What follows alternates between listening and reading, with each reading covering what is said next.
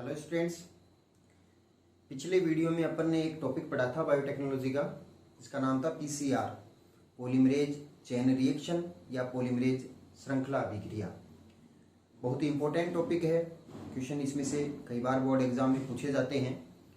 क्या क्या क्वेश्चन पूछे जाते हैं वो अपन ने अच्छी तरीके से डिस्कशन कर लिया था। एक बार 2 मिनट का रिवीजन उस टॉपिक का और कर लेते हैं अपन, क्योंकि ये बात मैं आपको पहले भी बता चुका हूँ कि इस चैप्टर के अंदर थोड़ा सा अपन धीरे धीरे करके बार बार में रिवाइज करके ही सिलेबस को आगे बढ़ाएंगे, क्योंकि नई टाइप की चीज़ें हैं, थोड़ी सी अलग टाइप के टॉपिक्स इसके अंदर आ रहे हैं। तो पीसीआर की खोज, सबसे पहले तो बात पीसीआर की खोज तो 2 बार आ चुका है अपना। पीसीआर की खोज कैरीमुलिस नामक वैज्ञानिक ने की थी। पीसीआर एक ऐसी तकनीक है जिसके द्वारा किसी भी वांछित जीन या वांछित डीएनए की पात्रे रूप से अनेक कॉपियां या अनेक प्रतियां तैयार की जा सकती है। इसका मतलब सीधा सीधा क्या हो गया है कि कोई भी अपने पास वांछित जीन यानी अच्छे लक्षणों वाला जीन है या अच्छे लक्षणों वाला डीएनए है, वो अपने पास एक कॉपी है उसकी सिर्फ। अपन ये चाह रहे हैं कि उसकी हजारों लाखों कॉपी मिले अपने पास, तो अपन क्या करेंगे, उसको पीसीआर के अंदर डाल देंगे। पीसीआर कुछ ही घंटों में लाखों कॉपी उसके तैयार कर देगा, जस्ट लाइक फोटोकॉपी मशीन।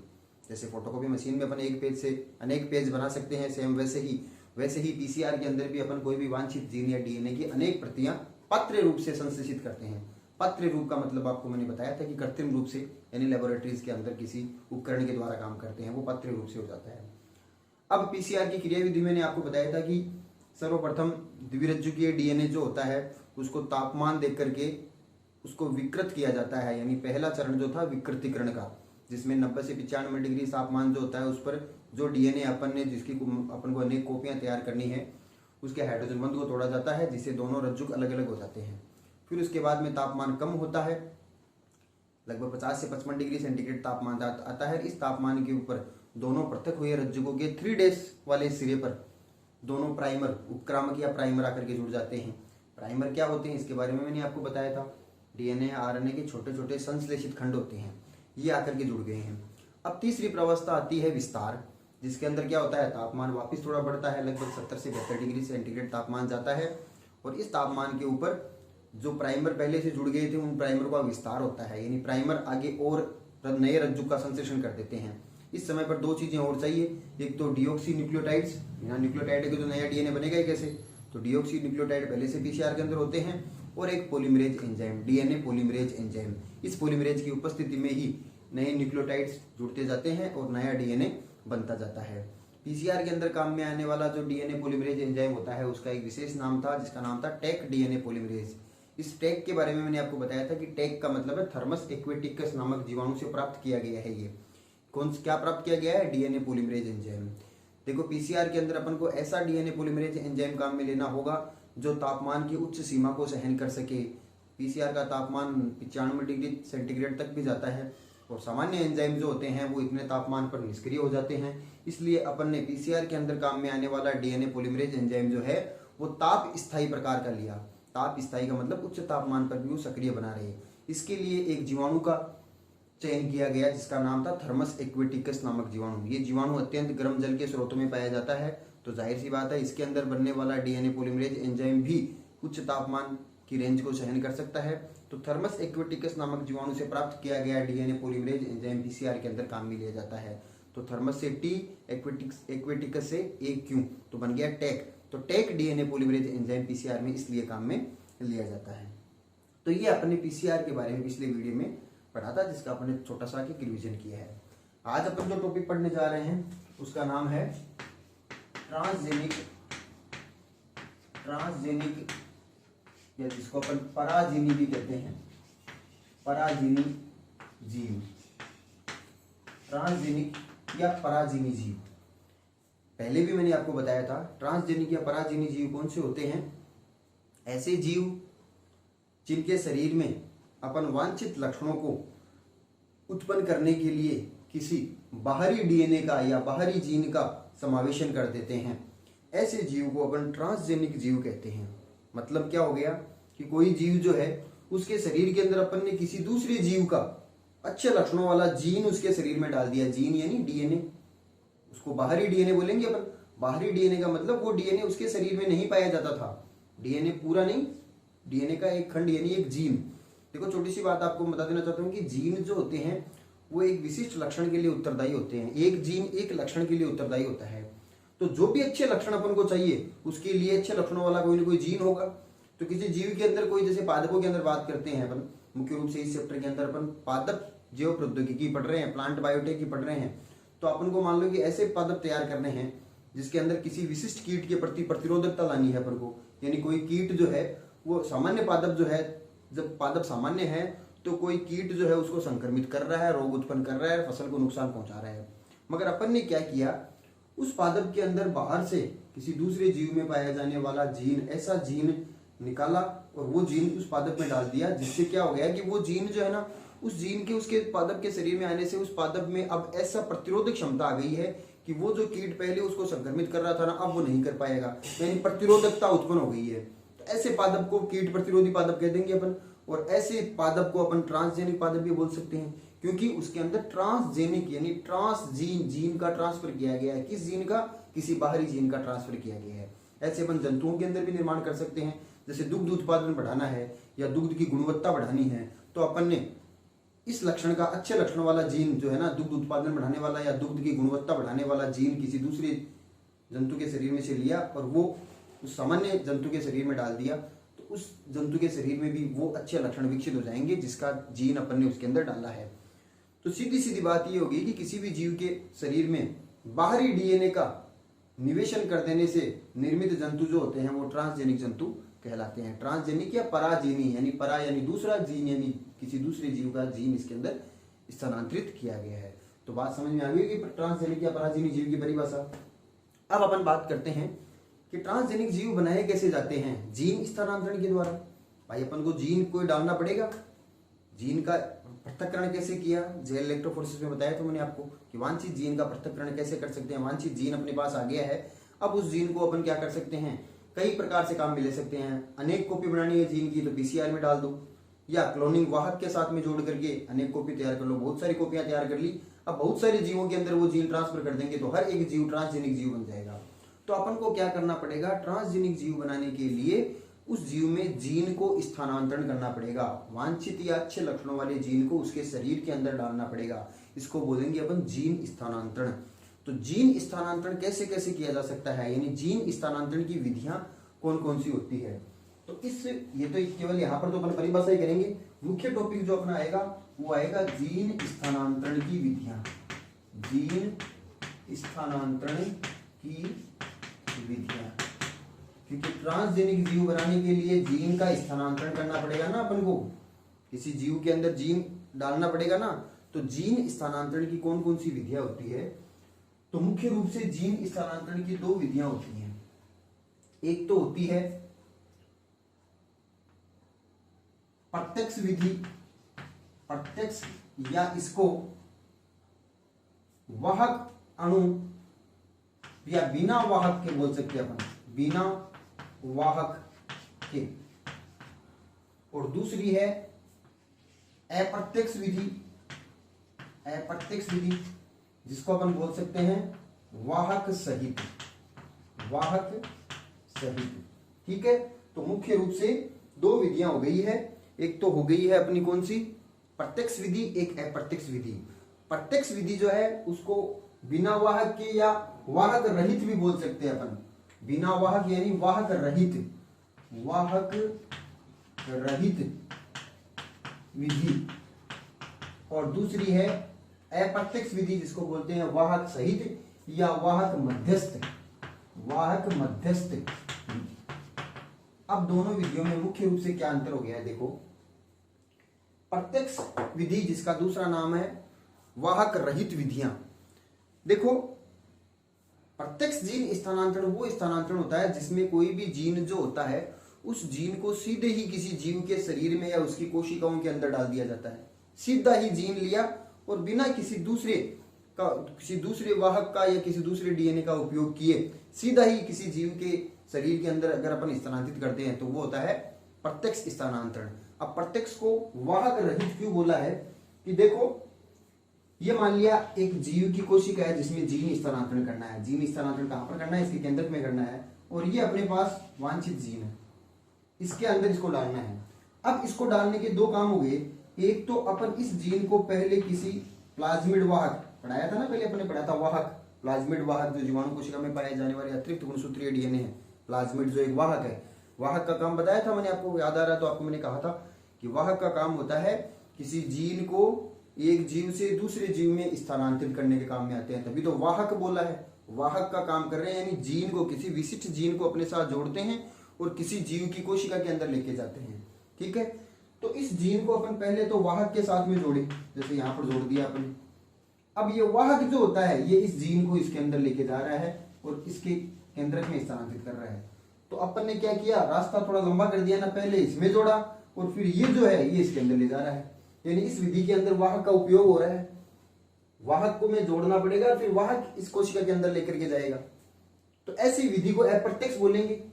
अप्रत्यक्ष कैसे हो गई है कि प्रत्यक्ष तो क्या हो जाएगा कि ये जो जीन है इसको सीधा ही अपन बिना वाहक का उपयोग किए सीधा ही डायरेक्ट इसके अंदर पहुंचा दे, तब तो हो गया प्रत्यक्ष जीन स्थानांतरण, जिसमें वाहक का उपयोग नहीं हो रहा है। और अपन ऐसा करें कि पहले इस जीन को वाहक के अणु के साथ में जोड़े, फिर ये वाहक जो होता है ये कोशिका के अंदर जीन को लेके जा रहा है, तब वो कहलाता है अप्रत्यक्ष जीन स्थानांतरण या वाहक अणु मध्यस्थ या वाहक मध्यस्थ, यानी वाहक अणु इसके अंदर जरूरी है। अप्रत्यक्ष के अंदर वाहक जरूरी होता है, प्रत्यक्ष में वाहक जरूरी नहीं होता है। तो ये मोटा मोटी रूप से दो विधियां हैं, अंतर आपको समझ में आ गया होगा, जिसमें अपन पहली विधि स्टार्ट करते हैं, प्रत्यक्ष या वाहक रहित जीन स्थानांतरण विधियां। तो कौन सी अपन स्टार्ट कर रहे हैं, पहले प्रत्यक्ष या वाहक रहित जीन स्थानांतरण विधियां। ये भी कई विधियां होती है जिसके अंदर जीन को बिना वाहक अणु से जोड़े सीधे ही अपन कोशिका के अंदर पहुंचा दे, यहाँ पर वाहक का कोई रोल नहीं है। कई विधियां होती है ये भी, जिसमें सबसे पहली विधि अपन जो पढ़ेंगे वो है इलेक्ट्रोपोरेशन।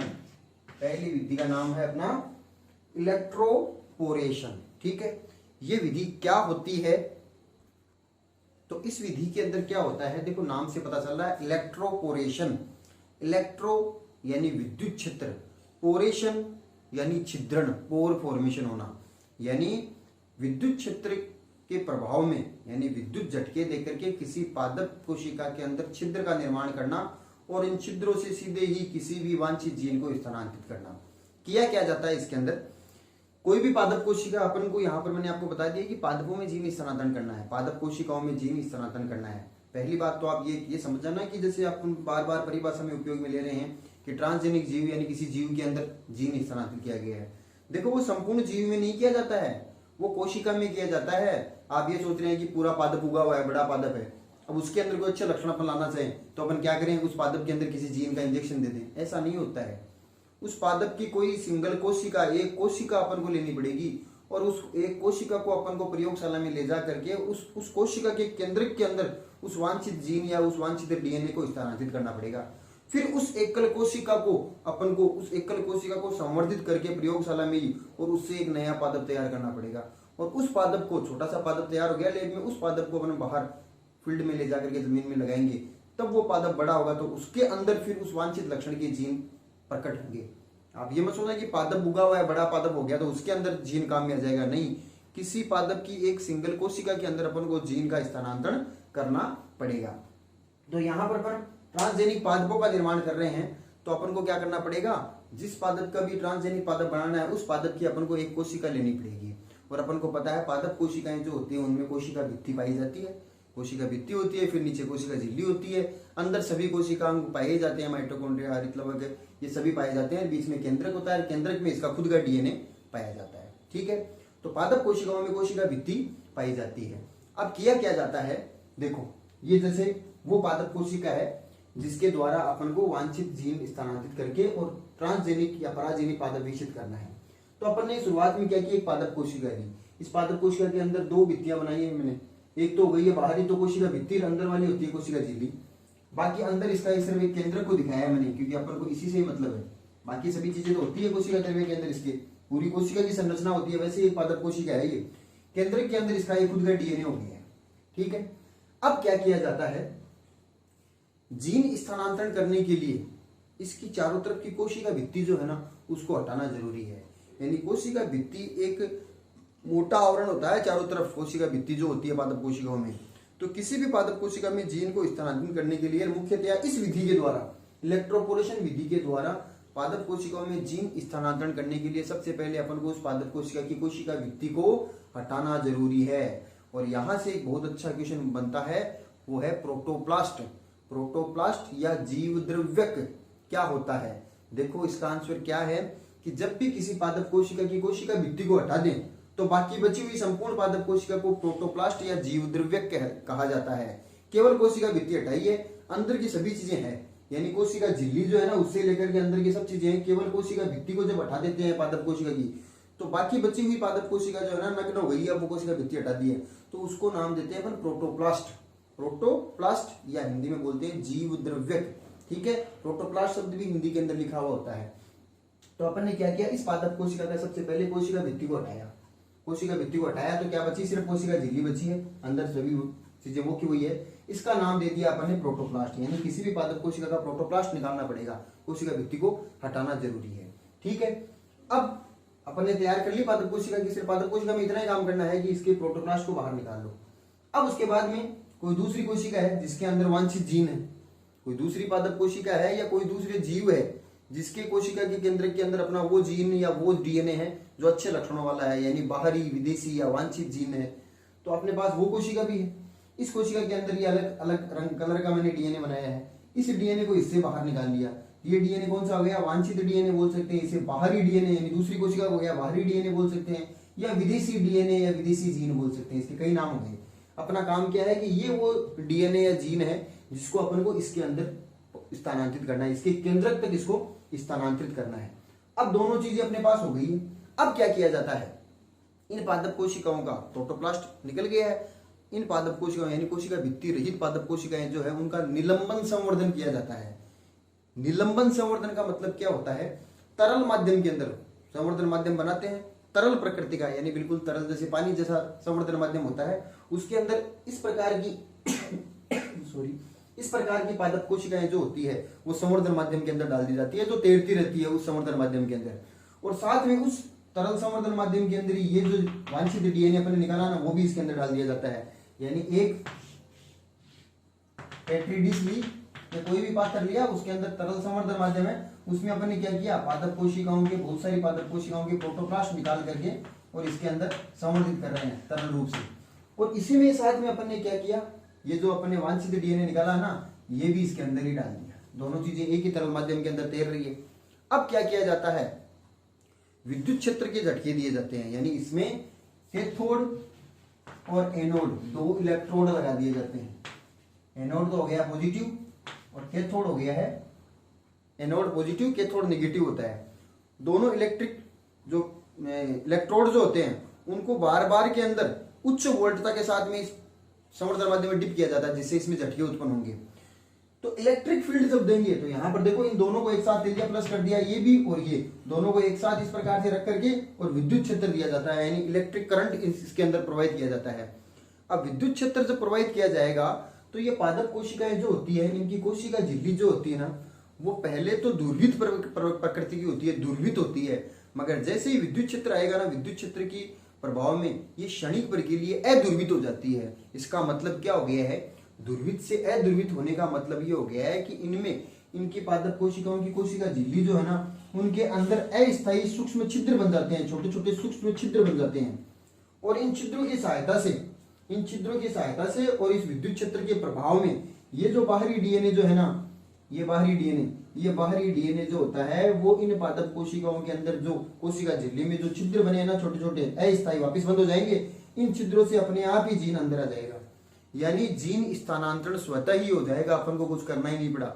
अपन ने जीन या डीएनए डाला, कोशिकाओं की कोशिका भित्ति हटा करके प्रोटोप्लास्ट डाल दिया और फिर इलेक्ट्रिक करंट विद्युत क्षेत्र के झटके दिए, उच्च वोल्टता के बार बार में झटके दिए, जिससे क्या हो जाएगा, ये डीएनए जो होता है इन कोशिकाओं के अंदर पहुंच जाएगा। अंदर यहाँ पर कोशिका द्रव्य में आया है, उसके बाद में धीरे धीरे ये अपने आप ही इस केंद्र के अंदर चला जाएगा। ये डीएनए जो है ये अगले चित्र के अंदर केंद्र के अंदर आ गया है। बस अपना काम ये था कि इस डीएनए को इस पादप कोशिका के केंद्रक तक पहुंचाना। केंद्रक में आ गया। अब उसके बाद में ये जो पादप कोशिकाएं होती है इनमें ये गुण भी होता है कि पहले तो अपन ने कोशिका भित्ति हटाई थी, बाद में तो अपन को वापस वैसे ही पादप कोशिका बनानी पड़ेगी जिसमें कोशिका भित्ति हो, क्योंकि इस पादप कोशिका को अपन को संवर्धित करके नए पादप विकसित करने हैं। तो अपन क्या करते हैं, इस पादप कोशिका को ऐसे संवर्धन माध्यम में स्थानांतरित करते हैं जिसके अंदर वापस इसके चारों तरफ कोशिका भित्ति पुनर्जीवित हो जाती है, यानी वापस कोशिका भित्ति बन जाती है। अब अपने पास एक ऐसी पादप कोशिका मिल गई है जिसके अंदर किसी विदेशी या बाहरी डीएनए का समावेशन है। इस पादप कोशिका का फिर अलग से संवर्धन माध्यम के ऊपर ले जा करके और इसका संवर्धन करते हैं लैब के अंदर। इस पादप कोशिका से आगे चल करके और एक पादप तैयार करते हैं, छोटा सा पौध जिसे हम बोलते हैं, वो प्रयोगशाला के अंदर इससे फिर एक छोटी सी पौध तैयार करते हैं जिसको आगे चल करके अपन जमीन में ले जाके लगा देंगे। तो फिर ये इससे जो पादप बड़ा हो जाएगा तो इसके अंदर वो लक्षण प्रकट होंगे जो लक्षण इस जीन वाले लक्षण इस पादप के अंदर आ जाएंगे। अगर इस पादप कोशिका से अपन पादप बनाए तो भी पादप तो ऐसा ही बनेगा, मगर वो लक्षण जो है ना इस जीन के थे वो नहीं होंगे। मगर अपन ने इसके अंदर ये जीन स्थानांतरित करने के बाद में जो पादप बनाया ना वो पादप ट्रांसजेनिक पादप हो जाएगा। तो बात समझ में आई, नाम से पता चला इलेक्ट्रोपोरेशन। इसमें क्या किया जाता है, विद्युत क्षेत्र के प्रभाव के अंदर पादप कोशिकाओं के अंदर जीन का स्थानांतरण किया जाता है। तो ये अपनी पहली विधि हो गई है इलेक्ट्रोपोरेशन विधि। इसमें भी दो प्रकार की मेथड, दो विधियां काम में ली जाती है। एक तो उच्च वोल्टता और लघु स्पंद, और एक निम्न वोल्टता और दीर्घ स्पंद। यानी वोल्टता जो करंट है, इलेक्ट्रिसिटी है, उसका वोल्ट कम ले तो स्पंद जो होते हैं वो दीर्घ हो जाएंगे, धीरे धीरे स्पंद चलेंगे। और अगर अपन उच्च वोल्टता ले तो लघु स्पंद होंगे, तेजी से अचानक से उच्च वोल्टता लघु स्पंद आ जाएंगे।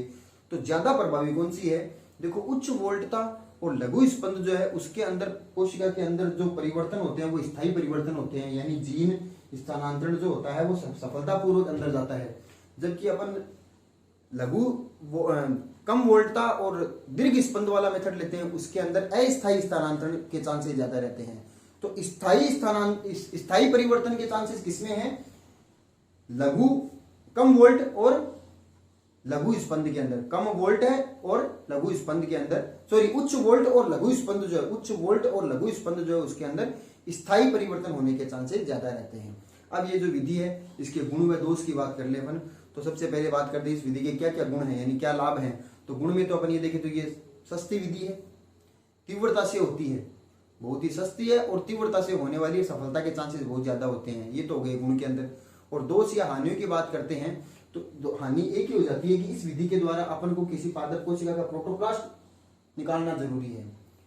पादप कोशिका अगर कोशिका भित्ति रहेगी तब ये अगर भित्ति सही थी अपन इलेक्ट्रिक फील्ड दे तब बाहरी जीन स्थानांतरण नहीं कर पाएगा, क्योंकि बाहर चारों तरफ कोशिका भित्ति है। इस कोशिका भित्ति को तोड़ करके जीन अंदर नहीं डाला जाएगा।